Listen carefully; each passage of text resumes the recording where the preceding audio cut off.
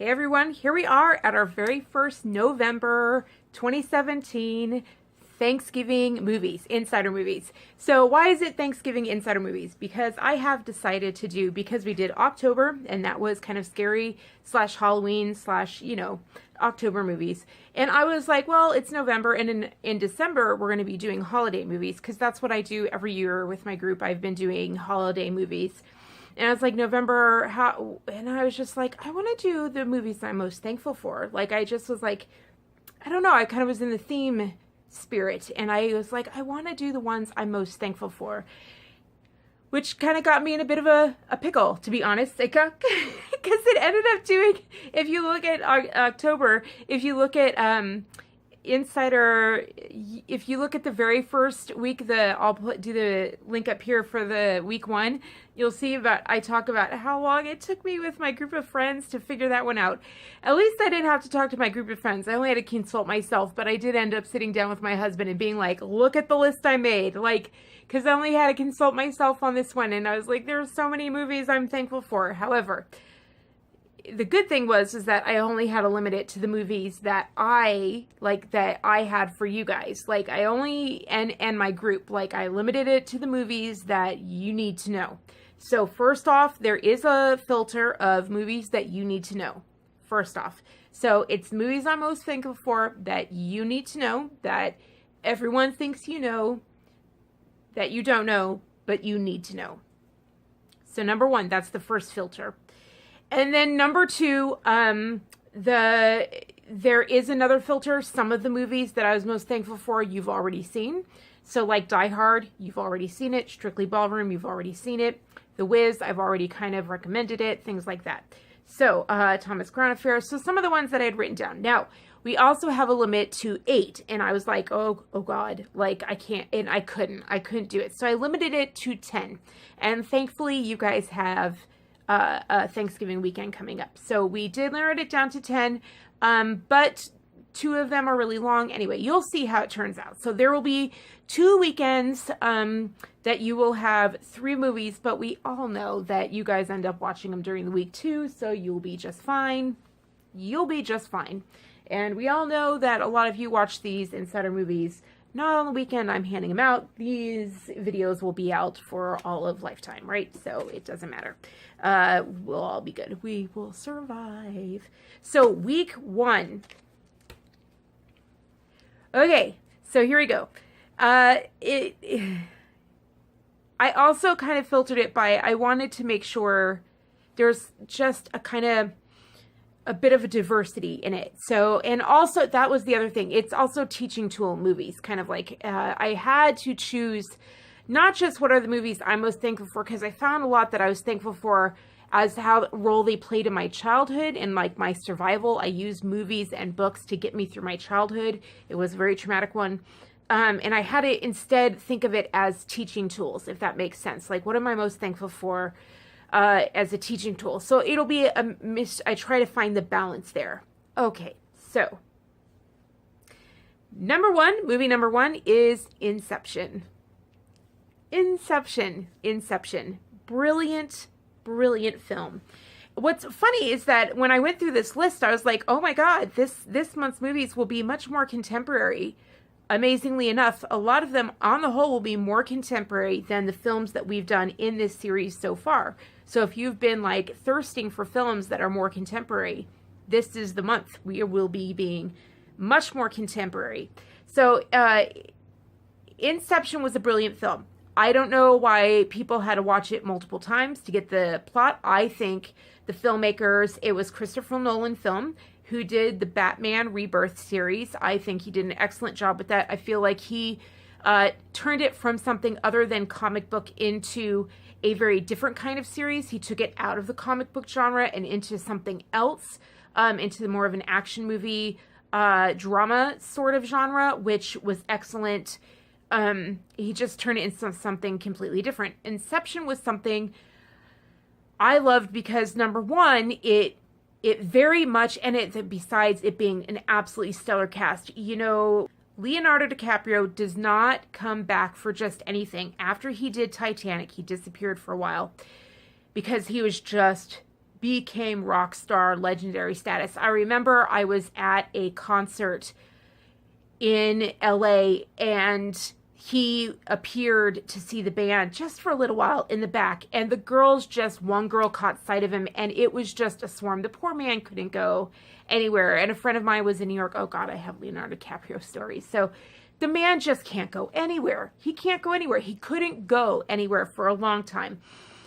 But because he's a man, and because he's a man in Hollywood, he has the beautiful, beautiful, basically, he has the gift and ability to actually say no to movies. He has the choice. And therefore, it's kind of like Will Smith. He has the choice of what movies to do. And so when Will Smith chooses to do a movie, 9 times out of 10, with the exceptions of the ones he does with his son, it will be an excellent movie. You can pretty much trust it will be a good movie. Same with Leonardo DiCaprio. Good movies. Like, he has his choice of movies to do. He has that ability that men in Hollywood get that. Sometimes when they reach a certain stratosphere, they have a choice of movies and you just know it's going to be good. So they just don't have to worry about it. They choose. And then I have the comfortable ability to sit back and just be like, oh, he chose the movie. Good. I don't have to worry about the reviews. I don't bother with the reviews. I can watch it. And this was one of those movies, not to mention the rest of the cast. It was phenomenal. Absolutely phenomenal. And it was just bang out from top to bottom. Now, he also did an excellent job when I said, I don't understand why people had to watch it over and over again. Let me tell you, people came out of that and were like, oh, I had to see it like 6 times. Now, what was interesting about that is that people went to see it 6 times in the theater. Like, they'd go back and they would repurchase a ticket that moment when tickets were already like $20 or whatever. And they go back right away, go see the theater. Like, that was in California. They go right back in and see it again right away because they want to understand the plot. I personally think Christopher Nolan did an excellent, excellent job of doing the film well enough that you didn't need to see it again. So I think that if you are in touch, I know that the in now society, when you're if you're immersed in the like staying in the now, what happens is you're too distracted and you actually don't have the attention span to actually catch things in detail. So if you're off your phone, like I actually recommend to parents and people who are trying to, readjust to society and actually raise their kids in a healthy way, or trying to be successful in their lives, and they hire me for life coaching and things like that. One of the things that I recommend, or like people who are getting out of addictive cycles and things like that, and they're trying to look for healthy things, one of the things I recommend is when you come home after work, just take your phone and turn it off, or not turn it off, but have a basket, have a phone basket at the house by your door, and then you stick your phone in that basket and you put it on silent, and then you have about 3 hours where you just have that phone in the basket, where you have it off and you have that time to yourself and you're not on the internet or anything like that, and try to live life without it, because within those hours, that's when you finally get present and you can actually catch details and your mind quiets and you can go on hikes or actually do activities that actually feed yourself. Because when you're on the internet and things like that, and when you're on the phone, a lot of things go out, and you don't have the ability to take anything in.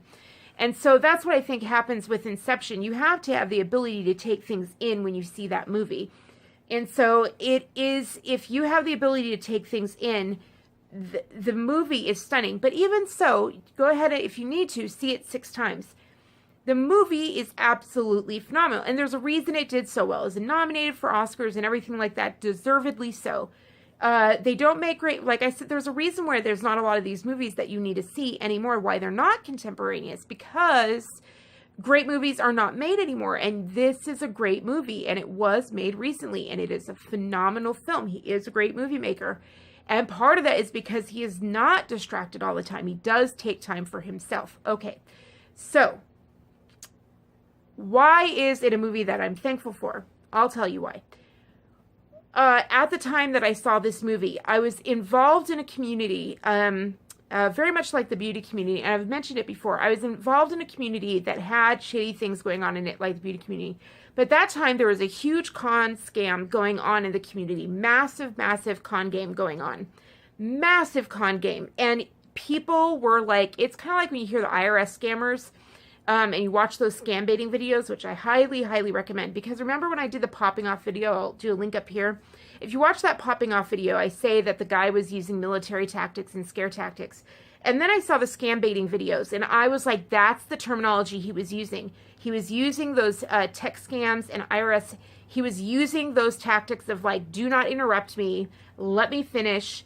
You need to do what I'm saying or something bad will happen to you. And those are called fear tactics. And at the time, they were using such things in a certain way on this community on a widespread level, and people were losing their homes on like across the world on a global scale. People were losing their homes. They were not calling people on the phone. They were doing it in person. And people were losing their homes. They were losing their jobs. It was pretty bad. And I was sitting there watching it because the community had not started off that way. It was like a new thing, and I had left for a little while. I came back and I was like, what the hell is going on? And I had done this trip where I had met with a number, I thought it had been just happening in this one state. And then I did this trip, and I ended up consulting in a number of communities, quite a long scale in a number of communities through a number of states. And I found out the scam was going on everywhere. And I started doing some research, and I found out it was global scale. And I felt helpless because when I found out at a global scale, I finally found out what the con was. Like, that's when I found out what the con was. Like, I found out their golden nugget. And I was just like, I don't know what to do. I'm helpless. And then I saw Inception. And it was in Inception when they said the thing of leave, the actual concept of Inception. If you plant a seed and let it grow in them, then you can change everything. And I sat there at the end of the movie and all the credits roll, and I'll never forget it, you guys. I just sat there like this. And my husband was like, what's up with you? Like, what's up with you? And I just was like, I know what to do. And that's when I started writing. I just was like, all I have to do, I don't have to go around changing everybody's mind and convincing them that this is a scam. All I have to do is say it. All I have to do is say it. And I wrote about it. I wrote one thing, and it went around the globe. It was shared instantaneously. It went around in 24 hours. It was shared around the globe, and it was nuclear from there on. And that's how I started writing my books, just nuclear. My books just went, and from there, that's how I became an author. Like, just bam. And it all began with Inception. So my entire career as an author began with Inception. And because of Inception, ironically, that's Christopher Nolan in Inception. And you know what's funny is that Christopher Nolan, he doesn't know it, but he's actually been to restaurants on my recommendation. He doesn't even know it. Do you know that? Like, friends of mine who were going out to dinner with him, like, I told him, I was like, take him here, take him to this restaurant, take him to this restaurant. And it ended up making, like, the night, and, like, he absolutely loved it. And he had no idea that I was the one recommending it. So I kind of feel like I paid him, like, not a little bit, but I kind of, like, it, came full circle. I was just like, oh, like, I gave him, like, one of my favorite restaurants. And I gave another one, and I just felt so good. It felt so good. So anyway, one day, but it's just my entire career as an author all began with Inception. And so Inception is one of the movies I am most thankful for. Never mind it being something that you have to see. It is on the list. Inception is a groundbreaking film in Hollywood. It is, it's not based on a comic book. It's not a remake. It's not a cheesy Hollywood film that's just based on something else. It's not a regurgitation, which is how most movies are made nowadays, right? It didn't look like anything else that had been done, and you guys know that that is rare today. It was a truly unique concept, and so it needs to be seen, right? Okay, number 2. I've been dying to share this one with you. I've been dying. Actually, I think I've mentioned it already. It's finally time, ladies. Working Girl. Working Girl. We are doing Working Girl. Oh my God, we're doing Working Girl. I am thankful for Working Girl. I am thankful for Working Girl because, not just because it's a great movie, not because it's Sigourney Weaver, and not because of Melanie Griffith, and not because Harrison Ford looks amazing in it, and not because they didn't hire people because they were models back then. That's why acting sucks today, because they hire models instead of actual actors. Like, do you know that? Do you guys know that out there who are not in the industry? They hire models. That's why the acting sucks today, because they hire a model now. They go through modeling agencies. They don't actually hire people based on talent anymore. They hire models. That's why I watch A Leading Man, and I'm just like, they took that one book, I'll have to look it up, Something Borrowed or whatever. They took that amazing movie, that amazing book, Something Borrowed, I believe it was. It was an amazing book. I love that book. And they hired a freaking model for the main role. And I was just like, it ruined the entire movie. It was awful. And it could have been, everyone wanted it to do so well. And then they hired a model. And then they had the guy from The Office who we all love. And I'm sure he was a producer on the movie or something. I never dug into it and found out. And he was the guy that was on the side. And he should have been the main guy. He should have been the main character. But oh no. Oh no. He was the actor, but they put him on the side. I was just like, really? Really? Okay. So anyway, Working Girl, when they hired real actors and men looked like real men instead of having to have a six-pack that, by the way, another Hollywood tip, here's some dirt, six-packs today, they aren't even real six-packs, despite the fact that they color it in and carve it out and everything like that. Did you know that men get implants? That's right. They get implants, silicone implants. Oh, that started a long time ago, too. That started a long time ago. That started in the year 2000. I believe it was year 2000 that began. That's how long. Yep. I've known too much for too long. And by the way, on the Wiz, I meant to correct that. I was not able to read at the time. That's why I don't understand why I knew. I was unable to read at the time. I mentioned the newspapers. I was not able to read. I was too young to read. That's why I don't know it. I dug into it, found out my aunt was talking about it. She was really into it and talked about it. But I shouldn't have remembered something I heard by auditory sound. That just freaks me out. Anyway, back to Working Girl. Yay, Working Girl. Okay, so why am I thankful for it? Besides the fact that it's just a phenomenal movie. And I should warn you, for people with kids, no, this is out. No. Inception, fine. There is big guns, though, in it, and I don't recommend that for kids. But, oh my God, like, I'm grateful for it because it, first of all, it proves that freaking women do not have to be men in order to do well in the workplace. We don't have to be men in order to do well in the workplace. We don't have to act like a guy. We can get up there on our own. B, it proves, and it's like a time capsule, that women used to be higher ups in the workplace. That's not just a fairy tale that men tell you nowadays. We were up there. The fact that we're not anymore is something that men have done to us, and I don't care what men tell you nowadays. Like, it does something when like 85-90% of Google searches are now porn searches. That didn't used to happen. You used to have to walk into a porn, it wasn't available to the whole population. You had to really work hard to go get porn. You were not exposed to it by the age of 11. Did you know that? Did you know the hour? Hi, Taz. He's jumping off the walls. So if here's a link. You can go watch my cats. For 12 minutes long, I have a cute video of my kittens. Go watch it up here if you like cats, my companion animals. So did you know that the average age of addiction is 11? The average age of porn addiction is 11. That's why when you watch all these like kids videos, at the end you see like, oh, the little titty things, like they're like click on the little titties. They're trying to get them at that age for a reason. That's why kids should not have computers in their bedrooms. Oh my God, I'm getting off on other things. Oh my God, I care.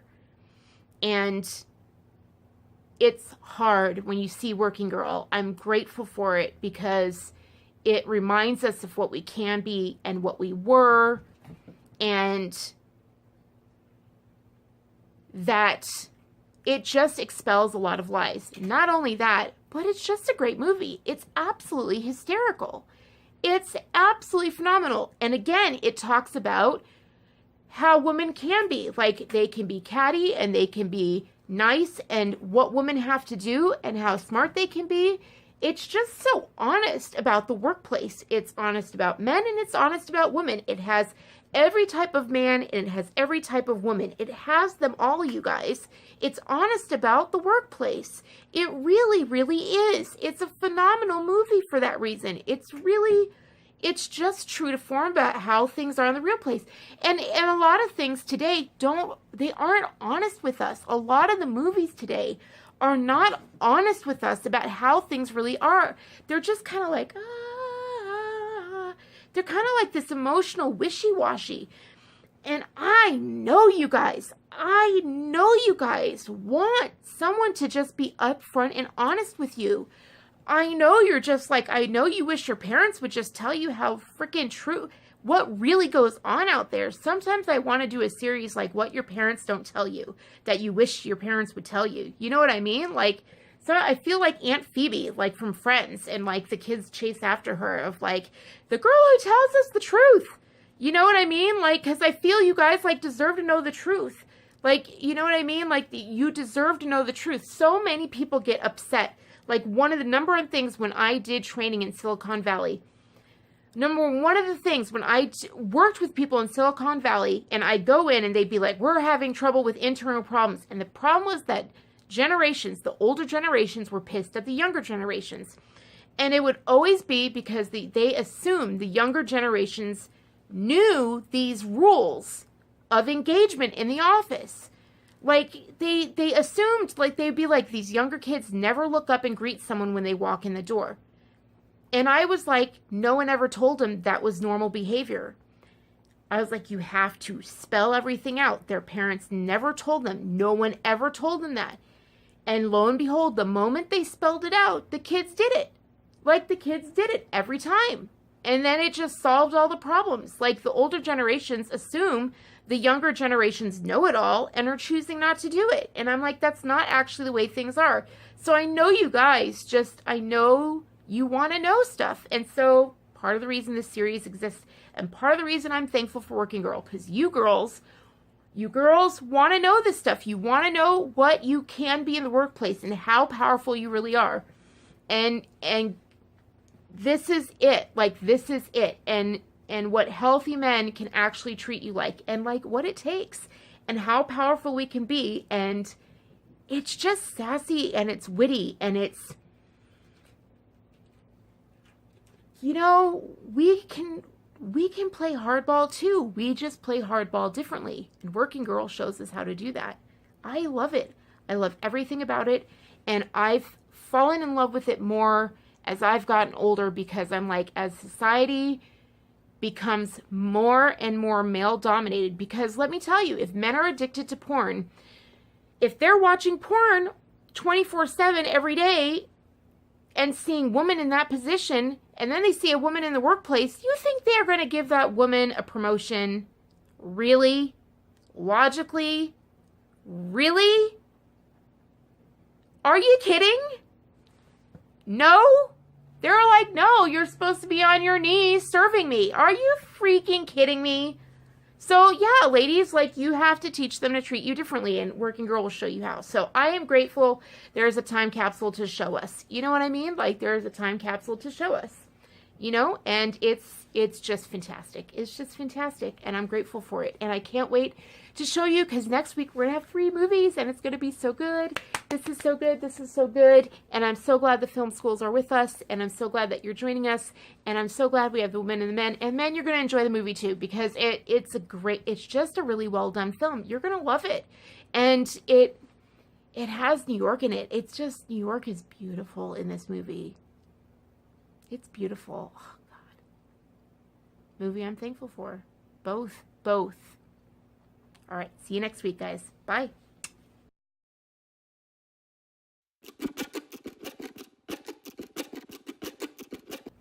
Don't forget to thumbs up. And also, I have a challenge for you guys. Don't just share this. I challenge you to share this with a favorite film school of your choice. Oh, and why don't we do even better than that? Why don't we go ahead and share this with a film festival of our choice? I don't know why I didn't think of that before. Film festivals were the first ones to join me on Twitter. You film festivals, you guys, thank you for following me. You were amongst the first to follow me, and I have so enjoyed finding you. There are so many of you that I have found because you found me, and I have loved finding you. You guys are amazing, and I love finding you guys. It's just been fantastic. So yeah, you guys, so I challenge you, go ahead and share this with your favorite film festival too. So that is my challenge this week. Don't just share with your favorite film festival. Let's do that this week. Share with the film festival or film school or film professor that you are most thankful for. And comment below and tell me the movie that you're most thankful for as well. And maybe we'll get a shout out going on when it comes to holiday movies.